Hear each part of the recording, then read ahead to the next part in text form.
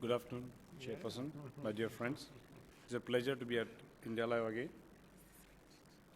I just wanted to present sometimes we are faced with the harrowing experience of getting to an anomalous coronary artery, especially in the patient scenario when the patient presenting is a little at high risk. In this gentleman who actually presented with the acute MI in a little shock situation in another hospital, underwent a PAMI to LAD.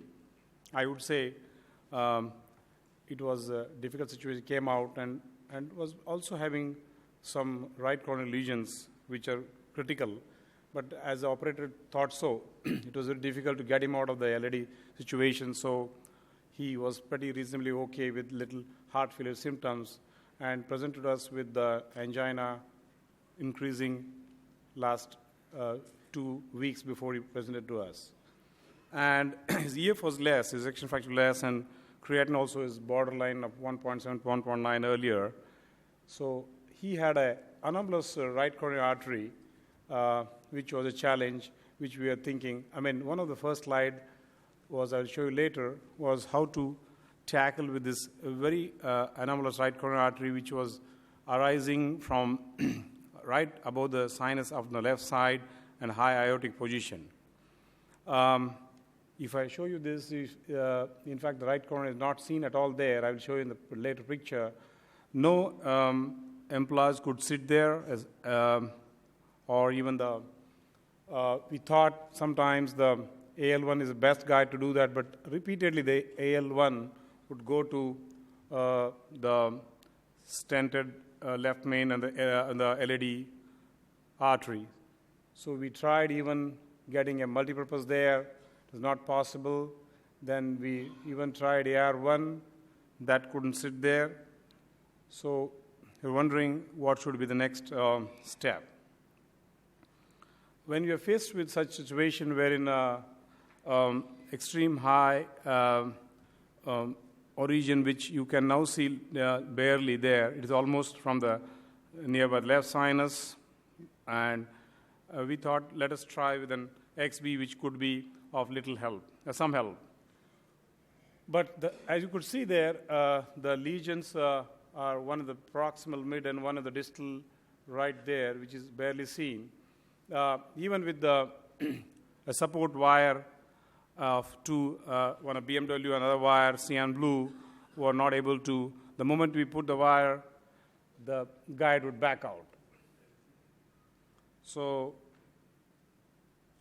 then you're wondering what would do the next step, what would we could do better, or we thought, in fact, I tried to take a balloon support, or even then the wire is backing out.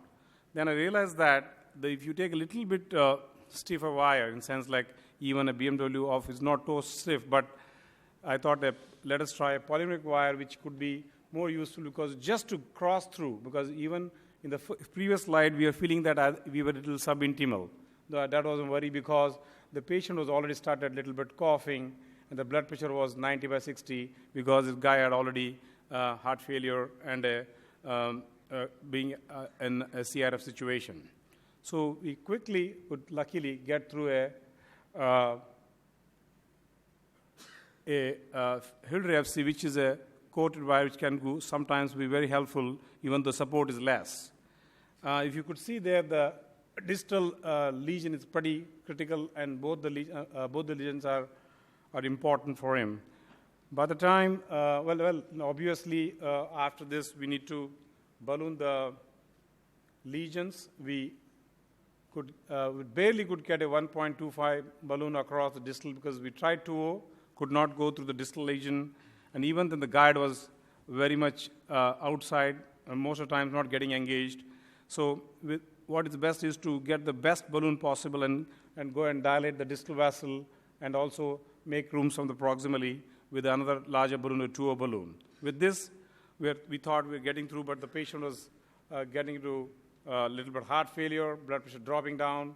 We had to start him on noradrenaline, and also we had to start him on furosemide. He was coughing a bit. We thought What the best ways to do is to at least bail out and stent him because he's getting to LV. I thought I'd have to intubate him.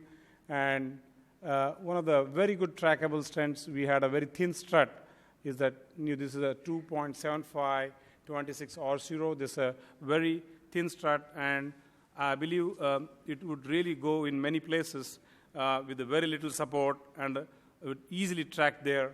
And I thought I'll finish off with him first. And with the proximal being stented there, I thought, because even the the 2O balloon was not going down, so I said, let me optimize him and dilate the proximal vessel with the 3O balloon. With having that done, then with the furosemide, with the little bit of Nordrin, his hemodynamics started improving. I thought we'll have to keep you calm and work. When the blood pressure came up and his oxygen saturation was dropped to 90, came up to 97, 98%, then the things were better. The wire was not going to PDA there down, but with great difficulty could get across the wire.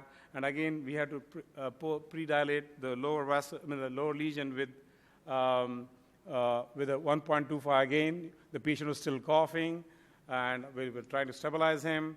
And then, luckily, we could dilate the vessel quickly, and then we pre-dilate with another 2O balloon, and then quickly through a stent to stent. But ideally, we would have done the distally first.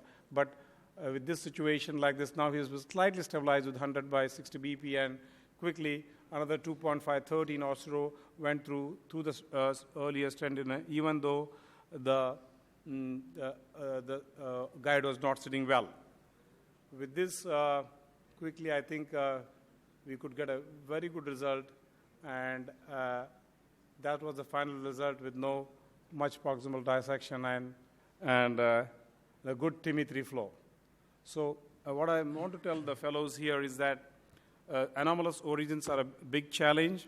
We need to plan the strategy in advance to know, like you need to have proper guide wires and the backup catheters. More important, with different kind of guides you need to have at your disposal. You need to have alternate plans sometimes, because this guy was almost, surviving on a viable RCA when his LAD had infarcted, just treated 8 weeks back, would get into heart failure often. So when a quick bailout situation, you have to be fast and quick and think and get out of the problem as soon as possible. And of course, the wires and stents sometimes matter in such situations. We all heard that. Thank you, sir.